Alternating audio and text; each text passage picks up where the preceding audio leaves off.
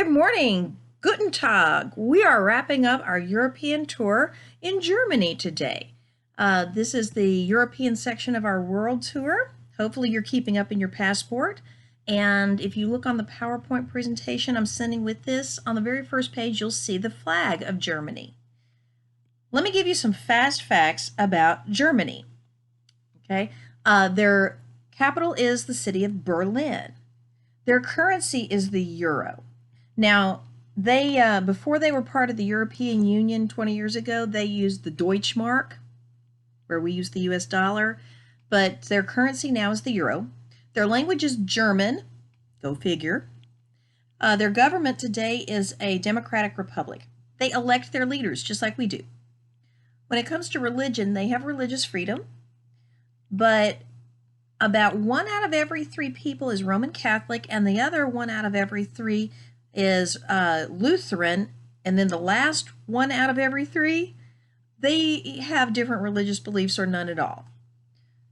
All right, so let me give you a little bit of background here, a little bit of history. The country of Germany has been inhabited by people for over 10,000 years. Basically, since the last ice age, the ice went away, the people came in, and they were in different tribes. They were never really unified, really strong up until much later. We first learn a lot about the Germanic tribes from the Celtic people. Remember, they were based in England, but they spread out through France and other areas. Well, they spread out to these German areas as well. And the Saxons and the Anglos invaded England. Those are Germanic tribes. Later on, the Roman Empire came in. We've heard about them. And they ultimately, in 500 AD, about 500 years after Christ, the Visigoths, which was a Germanic tribe, invaded and conquered the Roman Empire. They kind of had a love-hate relationship for a couple hundred years there, actually. But in any case, the Roman Empire fell, and about 500-600 years after that, you had some strong leaders come in from these different tribes, these different groups, and unify them as one empire. They called themselves the Holy Roman Empire. And for a good 600 years or more, they had some leaders who were very weak, and the different tribes, the different cultural groups did their own thing. And then they had some times where they had a strong leader who unified them all, but they all considered themselves the Holy Roman Empire. That was their name. In 1806, the Holy Roman Empire fell. Boom, defeated. And for about 65 years, it was more of the separate groups. They weren't unified at all. But in 1871, a new strong leader came in and unified these groups again, and he named them Germany. That's where we get the name that we use today. And the Germans tried to build their empire for about 30-40 years before they got pulled into World War I, and they had a chance to show the world just what a strong power they were. Problem was, at the end, they lost World War I. And for about another 20 years after that, they were paying the winners, France, England, US, they were paying all these people for World War I, for all the damages. So every year they had to send money to these different countries to help pay for what they lost in World War I. The problem was the economy was in ruins. The factories were bombed out and destroyed. They had no way to make this money. People were unemployed. People were starving. So how can you give money away you don't have? That was their problem.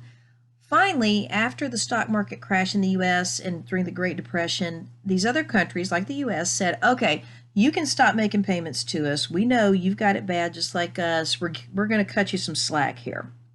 Problem was, it was too little too late. Adolf Hitler had already been elected as chancellor, and pretty soon he sent Parliament away, so they weren't doing their job, and for security reasons he sent them away, and he took total power. And it was because he took total power, he started taking land from the countries around them and conquering the countries around Germany. And ultimately, he was responsible for the Holocaust, where he murdered a couple million people that he didn't like, that he considered imperfect. That's called the Holocaust. So he did some really bad stuff and basically started World War II. At the end of World War II, Hitler died, and the map down in the bottom corner of this page on the PowerPoint presentation shows you the country. Basically, they divided the country into four sections, and the winners each took a section. Britain took a section to rule over. France did the same thing. The U.S. took a section, and Russia took a section. Well, the British, French, and U.S. sections kind of joined together. They made West Germany, and they had democracy. And they experienced a lot of freedom after the war that people in East Germany under the Russian communist government didn't have. Communism is where the government takes over all the businesses and they tell you what you can do for a living and where you're going to live and where you're going to go to school and how much money you get every month. And they determine a lot of this stuff. They're trying to make it even for everyone, but they don't have enough supplies, and so it's even for no one. And a lot of people suffered. In 1989, the governments started working together, and East and West Germany were joined back into Germany. That's the Germany that we know today. All right. So when you hear about the Berlin Wall, literally the East Germans built a big cement wall across the city of Berlin and separated it between the East German ruled and the West German ruled sections of the city. 1989, that wall came down. I mean, people literally got chains and chainsaws and all kinds of equipment and tore that wall down. And that represented the unification of Germany. So there you go. Big history in a small amount of space. Now then, let me talk to you about Germany today. Let's look at the economy. They have the largest economy in Europe. That means they make and spend the most money. They're the largest producers of food. They grow grains like barley and wheat and rye, fruits, vegetables, cabbage. They have livestock like sheep, pigs. They grow potatoes. Up in the north by the ocean, they have fishing. So they produce a lot of food for Europe. They don't have as much when it comes to natural resources. They have a good bit of coal and iron ore, but they don't have a lot of other natural resources to mine. They do have a big manufacturing section, though. Think about it. How many German car makers are there? Audi, BMW, Volkswagen. German engineers are known for the electronics and the cars and the other transportation vehicles they make because they are high class and they have a high standard. So German engineering is something you might hear about being super good. Also, there are a lot of chemical companies and pharmaceutical companies that are based in Germany. They experiment with new medications and produce medications. Bayer, who creates Bayer aspirin and stuff, they're based in Germany. So there are a lot of electronics and chemical companies based in Germany. They have a lot of industry. All right, famous people. Got to look at the famous people. All right, so Albert Einstein, famous scientist. He was originally from Germany. He moved to the United States. He immigrated before World War II, but he is a very famous scientist. Then you have a lot of classical composers. Bach, Beethoven, Brahms, Schumann, Wagner, depending on where you are. So one of my challenges to you today is to listen to a classical song or classical music by one of these composers. Bach or Beethoven will be the easiest to come by, but any one of these will kind of give you an idea about German music composers.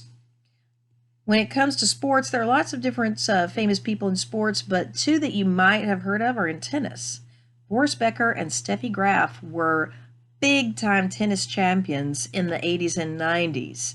So you may have heard of some of the German tennis players. That is one of their sports. If you're following along on the PowerPoint, you can go on to the next page where it talks about sports.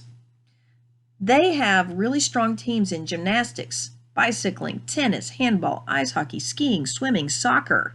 They're a European country. Soccer's always big. So they have a lot of sports. They're very active. Fast facts and fun facts. Here we go. Here's our fun facts. The Autobahn is a highway that stretches across most of Germany, and it's famous because it has no speed limit. You could be doing 200 miles an hour as fast as your car can go, and you will not get a speed ticket on the Autobahn. It's pretty awesome. Christmas trees are a tradition that comes out of Germany. There are over 25,000 castles in Germany. A lot of them date back to 500 or more years ago, where you had all these city-states and every little leader had his own castle. And when new leaders came up, they had to build their own castles. So they have a lot of castles everywhere. I did spend 2 weeks in Germany years ago, and I got to visit several of their castles, including Hohensalzburg. And in Neuschwanstein Castle. There you go. Neuschwanstein Castle. That's the one that Cinderella's castle in Disney World is modeled after. And they have a lot of castles. It's a fun place to visit. Their food. Pretzels come from there. Sauerkraut. If you've never tasted sauerkraut, I dare you to try it. You'll either love it or you'll hate it. A lot of sausage. Schnitzel comes from Germany. So you can look up some German pretzels or German schnitzel, and I dare you to try to make some. All right, so they were the first country in the world to adopt daylight savings time. Where you lose an hour in the spring and you gain an hour in the fall. Doesn't make sense to me here, didn't make sense to me there, but they were the first ones to adopt that. Was not a U.S. invention. And then finally, it's the home of the Protestant Reformation. Remember at the beginning when I said you had about a third of the country's Lutheran? Well, basically what happened is over 500 years ago, a Catholic monk named Martin Luther says, Pope, there's a bunch of things that are going on in the Catholic Church that are wrong and they need to change. And here's a list of the things that need to change. And the Pope said, no. And so Martin Luther broke from the Catholic Church. He said, I'm not going to be a Catholic priest anymore because these things are wrong. And he continued to practice Christianity, and it became known as Lutheranism. So that's called the Protestant Reformation. Christians who are not Catholic are Protestants, and they started reforming the church and creating their own churches. So that's where Lutheranism comes in and the Protestant Reformation. Whew. I just gave you a bunch of history and a bunch of facts in a short time. Hopefully it's been fun. I'm going to send links to National Geographic Kids article on Germany. Please go to Discovery Ed to our classroom and watch the 5 fast facts about Germany. And like I said, listen to some of their music and try some of their food today. Enjoy Germany. For today, Auf Wiedersehen.